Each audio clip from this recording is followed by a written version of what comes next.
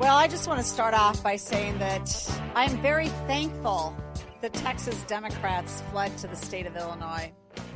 And in fact, I don't know how I can ever repay them for what they've done, because they have really raised people's awareness about what is gerrymandering.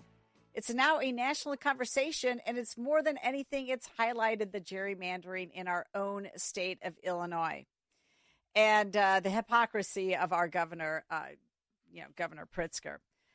So I find that that's just great. And by the numbers, by the way, comparing Texas to Illinois in terms of representation, Democrats are the minority in the Texas House, but they make up 41% of the House seats.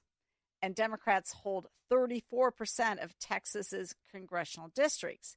In Illinois, where gerrymandering has pushed Republicans into a super minority, Republicans are in the minority, and they have 34% of the seats in the House, but only 18% of the congressional seats are Republican. Not to mention, Donald Trump got 44% of the vote in Illinois, and yet we only have 18% of the congressional seats.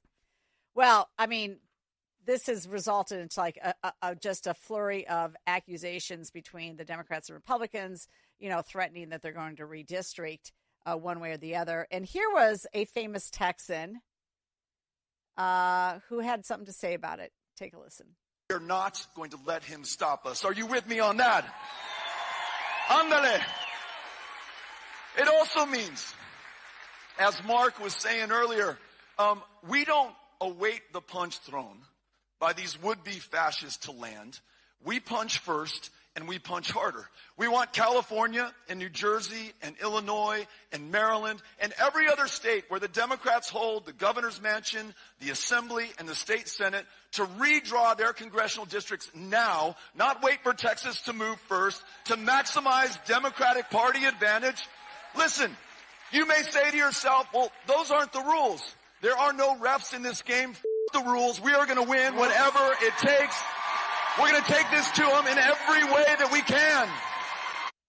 Well, that was none other than Robert Francis O'Rourke, otherwise known as Beto O'Rourke. And by the way, if he thinks that blue states have the ability to gerrymander anymore, just for an example, these are blue states with 0 Republican House seats: Massachusetts, Rhode Island, Vermont, New Hampshire, Hawaii, New Mexico, Connecticut, and Delaware. Blue states with only 1 Republican House seat: Maryland, Oregon, Maine. Blue states with only 2 to 5 Republican House seats: Colorado, Minnesota, Illinois, Virginia, New Jersey. Guess what? It looks like you have California and New York left, and that is it. And I got all that information off of a Twitter X account, DC Drano. Well, here to talk about that and much, much more is somebody I really respect. He is the former Uvalde mayor, and he's a current Republican Texas state representative, Don McLaughlin. Don, thanks so much for joining me on The Real Story. Well, thank you for having me. I appreciate it. Yeah, so I guess you guys have goofballs too. We're not, Illinois doesn't just have all of them. You've got Beto there. So what's going on down in the State House there? Well, I mean, the Democrats last Sunday got on a very nice private jet and flew to Chicago and then talked how they're being so mistreated and we're gerrymandering them and everything. And we have 18 issues on this special session. Redistricting is only one of them, but they hadn't talked about any of the other 18 deals. These guys ought to all be charged with the RICO statute because they organized, they're profiting off of it, and they're still collecting money from the state of Texas even while they're in Illinois. Yeah, no, I mean, that is what's interesting is that you have some big issues, right? One of them is relief for the folks who were harmed in the flooding. And there's 18 issues. I mean, are there any Democrats down there that have shown up? I think so. There's 6 that have shown up so far. But I mean, even 6, and then we'll have 8, and then we'll have 5, and then we'll have 6 again. Okay, so they have this all mapped out, is what you're saying, on what days are going to be there or not be there to ensure that there's not a quorum? Yes, ma'am. That's what it sure seems like. Okay, so it's very frustrating. So your special session, though, that you're currently in, I believe, ends in about a week. And then Abbott has promised to have one special session after another. Is that what you expect? I expect that if they don't come back this Friday, we'll sine die, which means the end of the session. And either that night or the next morning, the governor will call another one, and he'll call another one after that if need be. Are you in continuously, or are you off for the weekends, or is he trying to rack up those $500 fines on them? No, we're meeting there. We are calling the House to order every day. Okay. And do you know how are they going to pay for these fines? Do you expect that money to be collected on? Well, it seems like Beto O'Rourke's going to pick up the tag for him. Well, I think he's in a little trouble, isn't he? And somebody cut him off. We'd like to be able to keep him up there in Illinois. That wouldn't upset many of us down here at all, I don't think. No, thank you. We have enough of our own goofballs, to last a lifetime plus. Okay, so what other big issues are you tackling then? Well, we've got the flood issue. I mean, we're over 107 loss of life in one county alone. I think the count's up to 122 or 124 now of the death. I mean, people lost their homes, they lost their businesses. I mean, this was an unprecedented flood that we've never seen, and so we've had hearings on the bills, hearing for relief for these families and businesses, but we can have all the meetings we want, but we can't do anything without a quorum.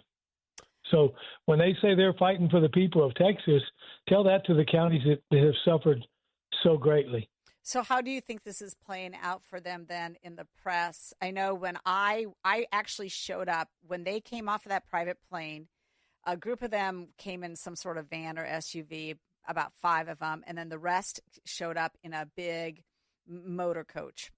And they came off and they went into the forum, and there was a lot of press there, including the Houston Chronicle and the Texas Tribune was there. So they came to Illinois to report on this. How is the press? I mean, they seemed, I met at least the Houston Chronicle person. She actually grew up in Illinois and went to University of Illinois. So I got to know her a little bit while I was standing there.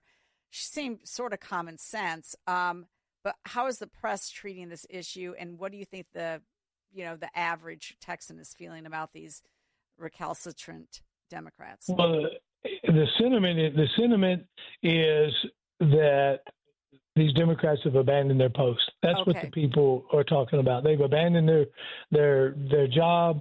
They've abandoned their responsibility to the voters of Texas. And I'm getting that from some of their own districts. Well, I mean, that's good news. By the way, I mean, Paxton says you've added a couple million people in 5 years, and that's part of the reason that you need to redistrict is that the population shift has been so tremendous. I mean, we haven't had the same thing in the state of Illinois. In fact, we've had population loss in 20 years, and maybe there's a reason to do mid-district or mid-decade redistricting. Well, they want to talk about this being racist and taking over the deal. 4 of the 5 areas that are talking about redistricting are Hispanic districts that will be represented by Hispanic individuals. Not us. Not. They want to keep saying the powerful white people or whatever. These will be Hispanic districts represented by Hispanics, and the 5th one will be a neutral district. Sounds fair to me. Okay, Don, would it be okay if we take a short 2-minute break and have you back? I have 2 other topics I wanted to cover with you real quick. Yes, ma'am. Okay, great. We're going to go straight to break. We'll be right back with Don McLaughlin, Texas Republican State Rep.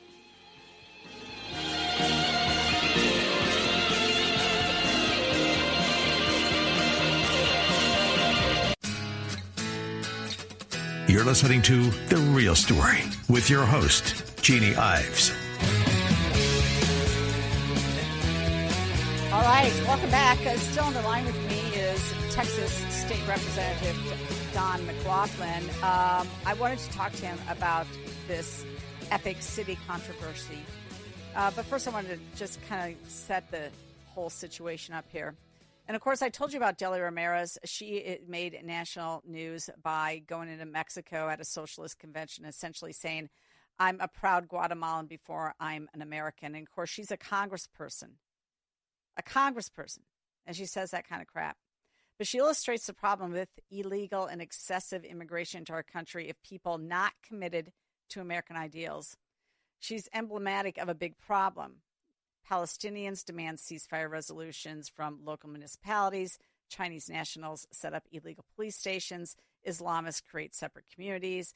Immigrants with socialist Marxist ideas run for office in major cities, and numerous others wave foreign flags on our streets. Ramirez is particularly scary, though. I mean, as a congressperson, she can vote to send our American children to war, but her loyalty is not to this country. Her comments about being Guatemalan first mean every time she took the oath of office and every time she says the Pledge of Allegiance, she's essentially lying.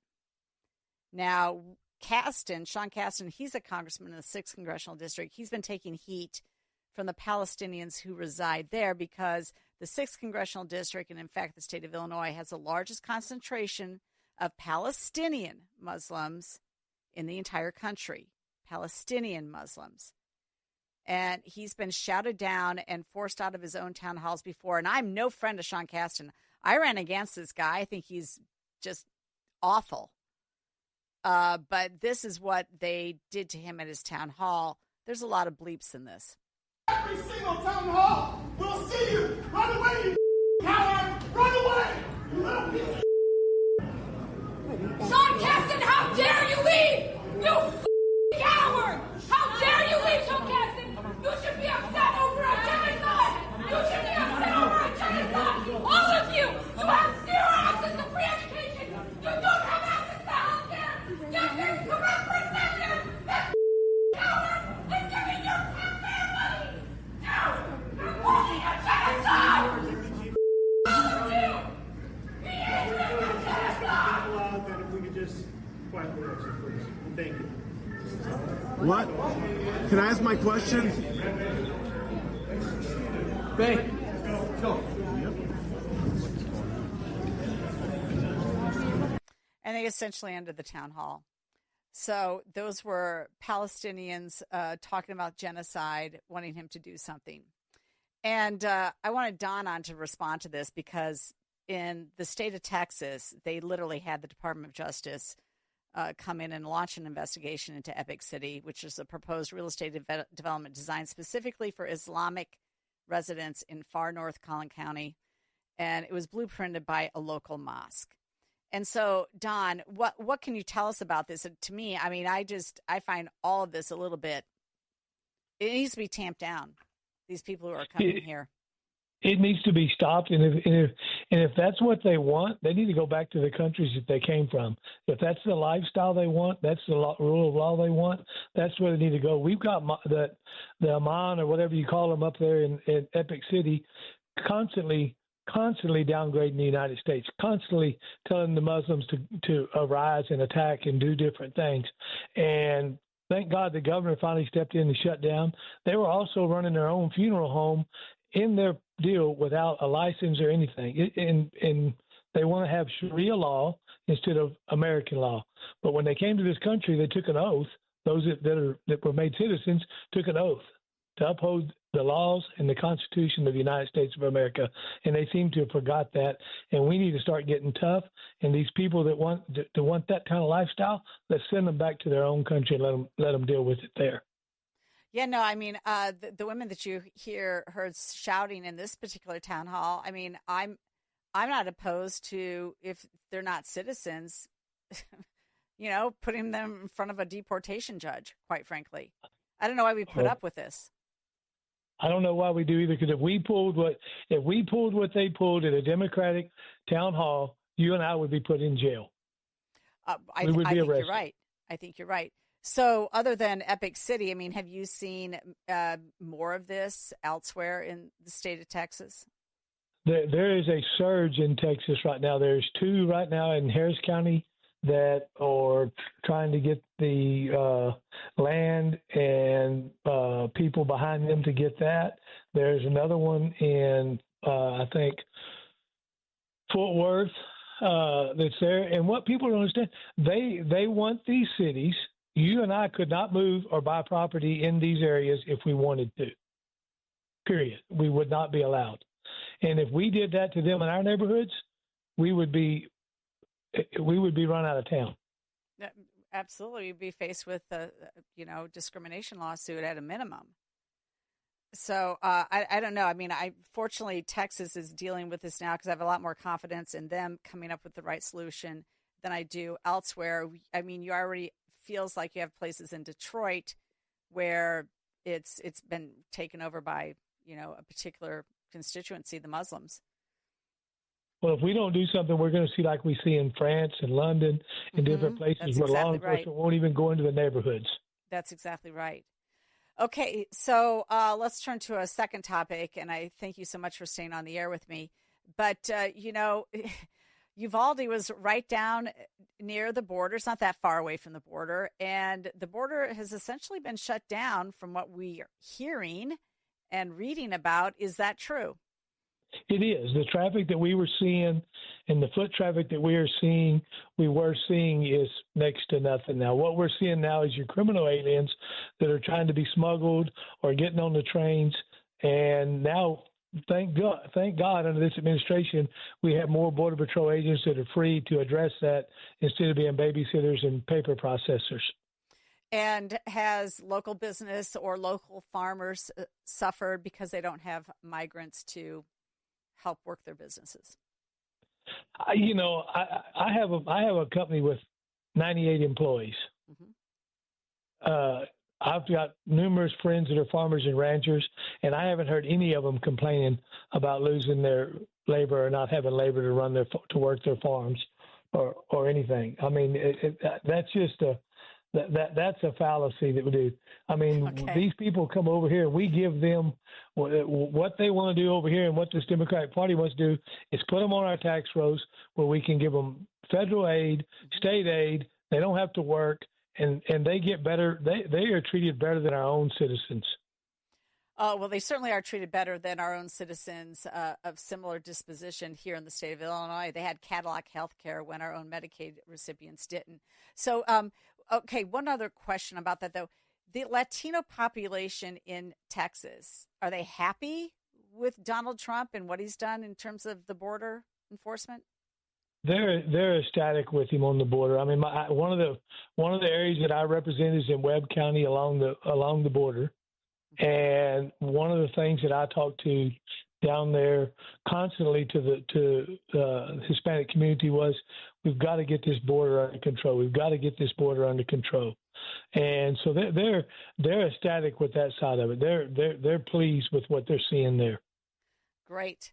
Well, hey, I want to thank you so much for being on The Real Story with me, State Representative Don McLaughlin. I really appreciate your insight and your willingness to come on our show up here in Chicago. Well, thank you. Let me give you one more tidbit on your Democrats, our Democrats, Okay, that we'd love great. to give to y'all. Yeah, I have time. Go ahead. We had a constitutional amendment to go out which takes 100 votes in the House of Representatives to deny bail to illegal immigrants, illegal aliens, whatever you want to call them, if they've committed a heinous crime of rape, murder, pedophile, assault with a deadly weapon, murder. And the Democrats fought hard, and we could not get 100 votes for that issue. But yet they want to tell you they're for the people, but they would not take care of their own citizens by doing this. And constantly when we hear the news more and more, we're starting to see more and more of these illegal immigrants that shouldn't have been released in our country. And in the Texas House, you have 150 seats. 88 are Republicans, 62 Democrats. You only needed 12 of them to have some common sense and sign on to that proposition. And they fought us tooth and nail. They fought you tooth and nail. Well, It's a fight everywhere, folks. Your liberty is at risk if you don't get involved and you're not informed. And that's what this show is about. And that's why we appreciate people who are actually willing to go out there and get their $600 a month and go ahead and be a Texas state representative and do the hard work and fight for our freedom. So I really appreciate you, Don. Well, thank you. And I appreciate the opportunity to come on. All right. Great. He's Don McLaughlin. Thank you so much, sir. Thank you. God bless.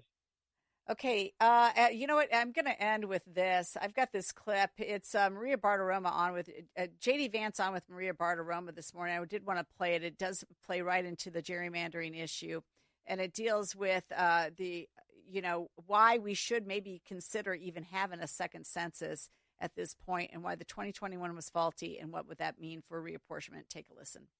And the other thing that we talked about, and I didn't even realize this, Maria, until a couple of years ago, that, for apportioning representatives, you actually count illegal aliens. So even though illegal aliens theoretically are not supposed to vote, we know sometimes they do, you still count illegal aliens for congressional apportionment. So California has way more House seats than it should because they have such a high population of illegal aliens. So they get rewarded for welcoming illegal aliens into their state, giving them federal benefits, actually asking the taxpayers of states like Ohio to subsidize them. And then those same taxpayers in Ohio and Indiana and elsewhere, they have fewer congressional representatives because of what California has allowed to happen. That's ridiculously unfair. And the only real way to fight back against it is for us to redistrict in some ways as aggressively as these hard blue states have done. Well, that's an important point, and that is why President Trump said that he wants more work or new work on a new census. Yes. How does that change the GOP makeup and the electoral votes?